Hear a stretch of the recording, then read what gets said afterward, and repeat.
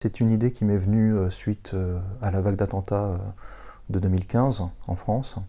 où en suivant l'actualité, j'étais frappé de voir qu'on parlait comme d'une chose exceptionnelle de la coopération de différentes administrations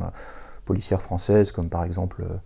le GIGN et le RAID, c'est-à-dire la gendarmerie et la police judiciaire. Et je trouvais ça étonnant comme ça, qu'on puisse trouver la chose exceptionnelle. Dans le même temps, beaucoup de gens se désolaient justement du démantèlement des renseignements généraux qui auraient pu apporter beaucoup à la chasse aux terroristes. Toutes ces choses m'ont poussé à aller regarder un petit peu l'histoire des administrations policières en France, ce que je ne connaissais pas du tout, et j'ai été très surpris de voir que oui, il y avait cette culture presque de la guerre des polices systématique, parce que les administrations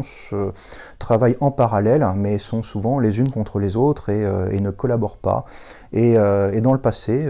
il a existé beaucoup d'institutions qui sont nées et qui ont périclité, parfois des tentatives de forces de police, alors certaines avec plus de pouvoir que d'autres, et certaines notamment qui ne devaient pas rendre de compte à des juges, comme le font les administrations que l'on connaît. Donc, ça m'a poussé à imaginer comme ça une telle administration qui pourrait se passer du contrôle judiciaire et qui aurait existé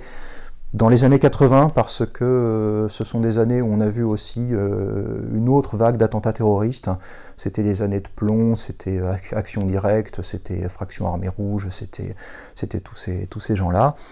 Et d'imaginer comme ça une administration au pouvoir étendu, et le comportement qu'elle aurait pu avoir, les relations avec la police judiciaire à cette époque-là, qu'elle aurait pu entretenir, et le destin de ces agents, comme ça, ce qu'ils auraient fait de leur pouvoir et de leurs moyens d'action